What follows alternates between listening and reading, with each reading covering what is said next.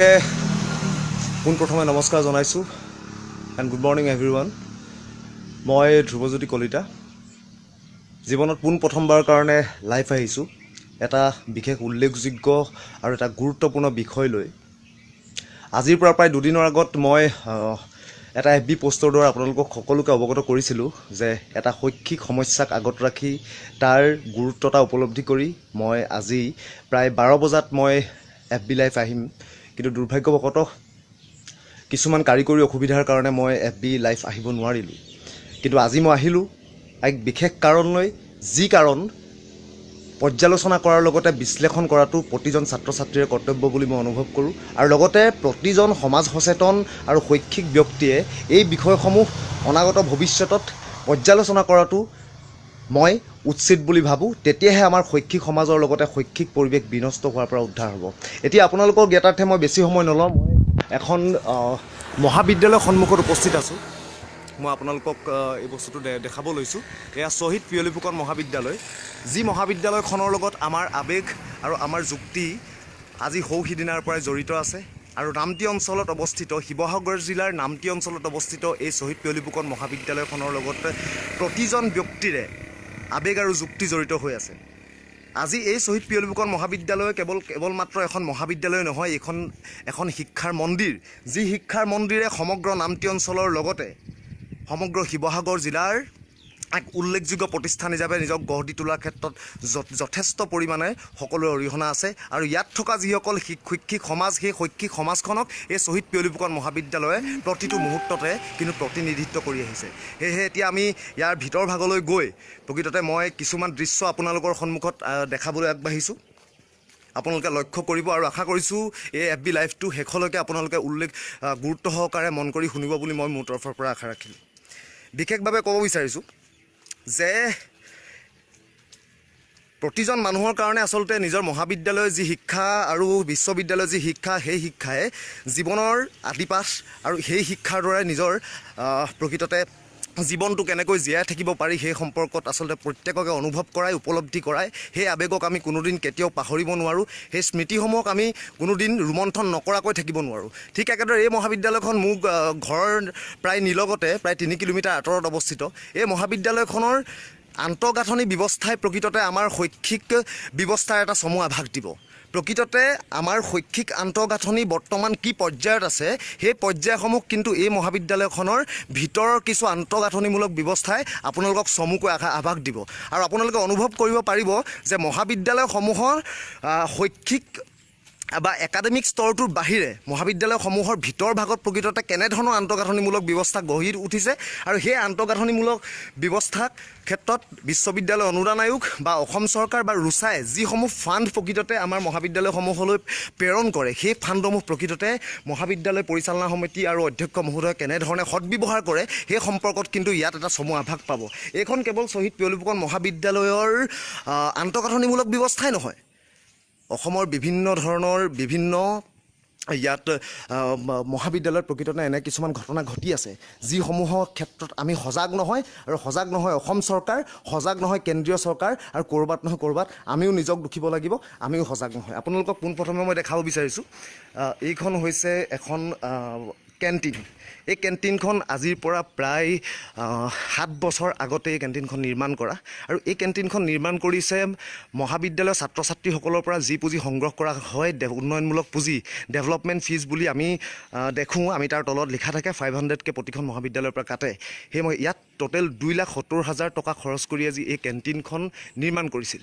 আৰু এই কেণ্টিনখন 2,70,000 টকা খৰচ কৰিছিল। কিন্তু আপোনালোকক জনাই অত্যন্ত মই দুখেৰে জনাওঁ, অত্যন্ত ক্ষোভেৰে জনাওঁ যে 7 বছৰ দিন ধৰি এই কেণ্টিনখন কেৱল মাত্ৰ পৰিত্যক্ত অৱস্থাতে পৰি আছে। অৰ্থাৎ এই মহাবিদ্যালয়খনৰ দুখীয়া ছাত্ৰ ছাত্ৰীসকলে যেনেধৰণে ইয়াত নামভৰ্তি কৰে, ইমান কষ্ট আৰু ইমান কষ্টোপাৰ্জিত ধনেৰে তেওঁলোকে নামভৰ্তি কৰে, তাৰ পৰৱৰ্তী পৰ্যায়ত সেই পইচাসমূহক যদি এনেধৰণে মহাবিদ্যালয় এখনৰ শৈক্ষিক ব্যৱস্থা এটাই যদি সম্পূৰ্ণভাৱে অপদস্থ কৰে, অপচয় কৰে, তেন্তে নিশ্চয় প্ৰতিজন সমাজ সচেতন ব্যক্তিয়েই এই কথাটো গাত লাগিব। সেইবাবে আপোনালোকক কওঁ এই কেণ্টিনখন মই প্ৰথম দেখাইছোঁ আৰু এই কেণ্টিনখনৰ গাতে লগা আৰু এডোখৰ মই ঠাইত যাব বিচাৰিছোঁ। আপোনালোকে লক্ষ্য কৰিব, প্ৰকৃততে আপোনালোকে আচৰিত হ'ব, আপোনালোকে যথেষ্ট আচৰিত হ'ব। আপোনালোকে এই ঘৰটো নিশ্চয় প্ৰত্যক্ষ কৰিছে আৰু এই ঘৰটোৰ কাষতে এই ৱালখন নিশ্চয় প্ৰত্যক্ষ কৰিছে। আপোনালোকে ভাবিছে যে এই ৱালখন এখন বাউণ্ডেৰী ৱাল, এই ৱালখনৰ বেকত আৰু একো নাই, কিন্তু নহয়। আপোনালোকে চাওক এই ৱালখন কি কাৰণে দিছে, আপোনালোকে সেই বস্তুটো লক্ষ্য কৰিব। এইটো হৈছে এটা বৃহৎ পুখুৰী, আমাৰ শ্বহীদ পিয়লি ফুকন মহাবিদ্যালয়ত আজিৰ পৰা 7 বছৰ আগত এই পুখুৰীটো নিৰ্মাণ কৰিবলৈ আহিছিল। এই পুখুৰীটোৰ নিৰ্মাণ কৰিবলৈ কিমান পুঁজি চেংচন হৈছিল UGC ফালৰ পৰা আপোনালোকক ক'লে আপোনালোকে শুনি আচৰিত খাব। এই পুখুৰীটো নিৰ্মাণ কৰিবলৈ আহিছিল 1,02,00,000 টকা। হয়, আপোনালোকে ঠিকেই শুনিছে, 1,02,00,000 টকা এই পুখুৰীটো। অৰ্থাৎ পুখুৰী বুলি মই এইবাবেই কৈছোঁ, ইয়াক পুখুৰীৰ দৰে ব্যৱহাৰ কৰা হৈছে। এইটো খেলৰ সামগ্ৰী বা অসমৰ ক্ৰীড়া জগতৰ এটা উল্লেখযোগ্য ছুইমিং পুল, আৰু এই ছুইমিং পুলটো নিৰ্মাণ কৰিবলৈ টোটেল আহিছিল 1,02,00,000 টকা। কিন্তু দুৰ্ভাগ্যৰ বিষয় চাওক, এনেধৰণে পৰিত্যক্ত অৱস্থাত এই পুখুৰীটো আজিও কিন্তু এই 7 বছৰ দিন ধৰি মহাবিদ্যালয়ৰ মাজমজিয়াত পৰি আছে। আৰু তাতোকৈ দুৰ্ভাগ্যজনক কথা, এই পুখুৰীটোৰ দুৰ্নীতি ঢাকিবৰ কাৰণে, এই ছুইমিং পুলৰ দুৰ্নীতি ঢাকিবৰ কাৰণে এই ৱালখনক আমাৰ সন্মানীয় বুলি কৈছোঁ, সন্মানীয় ডক্টৰ শামছুদ জামান ডাঙৰীয়াই এই ৱালখন দিছে। এই ৱালখন কোনো বেয়া নহয়, ইয়াৰ পৰা আপুনি আঁতৰত লক্ষ্য কৰক, ইয়াত জেৰুৱা আছে আৰু ইয়াত ফেঞ্চিং আছে। কিন্তু এই ৱালখন আকৌ মহাবিদ্যালয়ৰ মাজমজিয়াত কিয়, আপোনালোকে নিজে অনুভৱ কৰক। কেৱল মাত্ৰ মহাবিদ্যালয়ত হৈ থকা দুৰ্নীতি ঢাকিবৰ কাৰণে, লুকুৱাবৰ কাৰণে এই ৱালখনক ব্যৱহাৰ কৰা হৈছে। বিশেষভাৱে মই দীঘলীয়া নকৰোঁ, এই ছুইমিং পুল 60 মিটাৰ দীঘল, 50 মিটাৰ দীঘল আৰু 25 মিটাৰ বহল। কিন্তু আপোনালোকে চাওক, এই পুখুৰীটো বৰ্তমান চাইজ হৈছে 25 মিটাৰ দীঘল আৰু 13 মিটাৰ বহল। ইয়াত সম্পূৰ্ণভাৱে ইয়াত দুৰ্নীতি আৰু ইয়াত ধনৰ অপচয় ঘটিছে। এই পুখুৰীটোত বৰ্তমান এতিয়া মাছ জীয়াই, ইয়াৰ অঞ্চলৰ মানুহে আপোনাৰ সৰু পোনা দেখিছে, এই পোনাবিলাক জীয়াই। তেন্তে এই মাছৰ পোনা জীয়াবৰ কাৰণে শৈক্ষিক অনুষ্ঠানলৈ অহা, এতিয়া প্ৰশ্ন হ'ল, শৈক্ষিক অনুষ্ঠানলৈ অহা 1,02,00,000 টকা এনেধৰণে যদি শৈক্ষিক পুঁজি অপচয় কৰে, তেন্তে আমাৰ অসমৰ শিক্ষা ব্যৱস্থাটো কেনেধৰণে আগবাঢ়ি যাব? আমি কেৱল লাগি আছোঁ পাঠ্যক্ৰমক লৈ, আমি লাগি আছোঁ CBCS ছিষ্টেমক লৈ আন্তঃগাঁথনি, কিন্তু আমি পাহৰি গৈছোঁ ক'ৰবাত যে প্ৰকৃততে সেই শৈক্ষিক ব্যৱস্থাসমূহ উন্নত হ'বৰ কাৰণে যি আন্তঃগাঁথনি প্ৰকৃততে আমাক প্ৰয়োজন হয়, সেই আন্তঃগাঁথনিৰ যিটো সৎব্যৱহাৰ, সেই সৎব্যৱহাৰটো প্ৰতিজন অধ্যক্ষই কৰিব পাৰিছেনে নাই, সেইটো আমাৰ কাৰণে কিন্তু ডাঙৰ প্ৰশ্ন। আৰু সেই প্ৰশ্নটো সদায় লুকাই আছে, সদায় আমাৰ মাজৰ পৰা লুকাই আছে। আৰু এটা বস্তু মই ইয়াতে দেখাব বিচাৰিছোঁ, এইটো চাব, এই ছুইমিং পুলৰ কাষতে লাগি থকা এটা ঘৰ, যি ঘৰটো ছুইমিং পুলৰ সাজ পোছাক সলনি কৰিবৰ কাৰণে বা ক্ৰীড়া ক্ষেত্ৰত ব্যৱহাৰ কৰিবৰ কাৰণে এই ঘৰটো ব্যৱহাৰ হৈছিল। এই ঘৰটো লক্ষ্য কৰিব, এই ঘৰটো ব্যৱহাৰ হৈছিল। কিন্তু এই ঘৰৰ ওপৰতে দি দিলে ওপৰত গাৰ্লছ কমন ৰুম, আৰু এই গাৰ্লছ কমন ৰুমৰ কাৰণে এক্সট্ৰা 20 লাখ টকা আহিছিল কেৱল এই গাৰ্লছ কমন ৰুমটো নিৰ্মাণ কৰিবৰ কাৰণে। কিন্তু তেওঁ সেই ঘৰটোৰ লগতে টাইলছ আছে, ব্যৱস্থা আছে, বিভিন্ন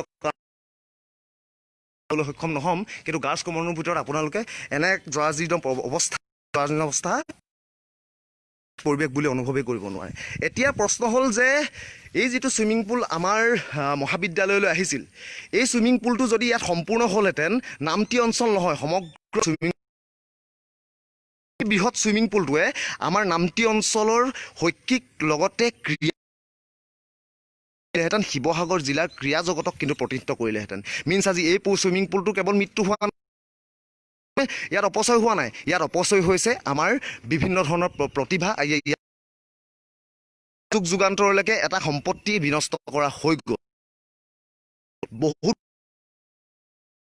সেইখিনি মই ডাটা সহকাৰে আপোনালোকৰ আগত ষ্টেটিষ্টিক বজাত লাইভ আহিম, আৰু মই সম্পূৰ্ণ ইয়াৰ ডকুমেণ্ট, কিমান টকা খৰচ হৈছিল, কিমান এপ্ৰুভড হৈছিল, ক'ৰ পৰা আহিছিল, আৰু কেনেধৰণে মহাবিদ্যালয়সমূহলৈ প্ৰকৃততে ফাণ্ডসমূহ চেংচন হয়, এই সকলোখিনি তথ্য আপোনালোকৰ আগত দিম। 2004 চনৰ পৰা 2012 চনলৈকে মোৰ সম্পূৰ্ণ তথ্য জনা অধিকাৰ আইনত মই RTI কৰিছিলোঁ, আৰু এই RTI ফলশ্ৰুতিত আজি এইখিনি দুৰ্নীতি আমাৰ পোহৰলৈ আহিছে। আৰু যদি মই ভাবোঁ মোৰ মহাবিদ্যালয়ৰ ছাত্ৰ ছাত্ৰী বিভিন্ন লগতে বিশ্ববিদ্যালয়ৰ আণ্ডাৰত থকা প্ৰতিজন ছাত্ৰ ছাত্ৰী আৰু সমাজ সচেতন ব্যক্তিক অনুৰোধ জনাম যে এনেধৰণৰ যদি মহাবিদ্যালয়ত দুৰ্নীতি সংঘটিত হৈছে, আপোনালোকে লক্ষ্য কৰক, আপোনালোকে গুৰুত্বপূৰ্ণভাৱে আপোনালোকে বিবেচনা কৰি আপোনালোকে তথ্য জনা অধিকাৰ আইনৰ সহায় ল'বলৈ মই অনুৰোধ জনাইছোঁ। এই ঘৰটো দেখিছে কেণ্টিন, ইতিমধ্যে এখন কলেজ কেণ্টিন থকা অৱস্থাত এটা প্ৰশ্ন হ'ল যে এই 2,70,000 দি ছাত্ৰ ছাত্ৰী সেই কষ্টোপাৰ্জিত ধনেৰে সেই অভিভাৱকসকলৰ কষ্টোপাৰ্জিত ধনেৰে কেৱল বেগ থ'বৰ কাৰণে পৰীক্ষা হলৰ বেগ থ'বৰ কাৰণে 2,70,000 টকাৰ অপচয় কৰাৰ কিবা যুক্তি আছেনে? আপোনালোকে বিচাৰ কৰক, মই আপোনালোকলৈ এই যুক্তিটো বিচাৰ কৰিবলৈ এৰি দিছোঁ। সেইটো আৰু লগতে এইটো, অৰ্থাৎ এইখিনি মিলি 2,50,00,000 ভিতৰত এই ছুইমিং পুলটো টোটেল আহিছিল 52 লাখ টকা। আপোনালোকক ইনফৰ্মেশ্যন জনাইছোঁ 52 লাখ টকা। কিন্তু এই 52 লাখ টকাৰ ভিতৰত এই ছুইমিং পুলটো অনলি খৰচ কৰিছে 10 লাখ টকা। কিন্তু এইটো ছুইমিং পুলো সম্পূৰ্ণ নহ'ল, ছুটি হ'ল। ওপৰেঞ্চি ইয়াত কেৱল এতিয়া মাছৰ পোনাহে ইয়াত দেখিবলৈ পোৱা গৈছে আজিৰ পৰা 7 বছৰ দিন ধৰি বছ। আৰু ইয়াৰ পাছত কি জানে, আমি যথেষ্ট আৱেগিক হৈ পৰোঁ। আচলতে নিজৰ মহাবিদ্যালয়খনৰ এনেধৰণৰ দুৰৱস্থা দেখিলে সঁচাকৈ আমি আৱেগিক হওঁ, কিয়নো এই মহাবিদ্যালয়খনৰ লগত আমাৰ প্ৰত্যেকৰ আৱেগ জড়িত হৈ আছে, প্ৰত্যেকৰ অনুভূতি জড়িত হৈ আছে। কেতিয়াও নিবিচাৰে কোনেও যে নিজৰ সপোনৰ সেই মহাবিদ্যালয়খনৰ এনে এক দুৰৱস্থা হওক। এনে এক দুৰৱস্থা হোৱাটো কেতিয়াও কোনো অনুভৱ কৰিব নোৱাৰে, সহ্য কৰিব নোৱাৰে। আৰু সেই সহ্য কৰিব নোৱাৰা মানুহৰ ভিতৰতে মই এজন। আৰু লগতে ইয়াৰ উপৰি এতিয়াও পিছে এটা কথা মই ধন্যবাদ দিব লাগিব, বিভিন্নজন এজন অধ্যক্ষ বাইদেউ শ্ৰদ্ধাৰ তেখেতৰ সামৰ্থ্য অধ্যক্ষ কলেজখনৰ এই সমস্যা কৰিবৰ কাৰণে চেষ্টা কৰিছে। এতিয়া কৰ্তব্যৰত অৱস্থাত থকা ডক্টৰ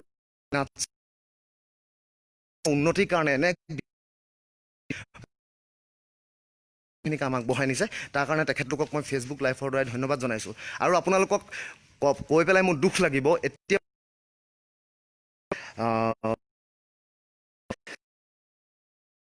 2,171 টকা। আপোনালোকে শুনি আচৰিত খাব, 2,171 টকা।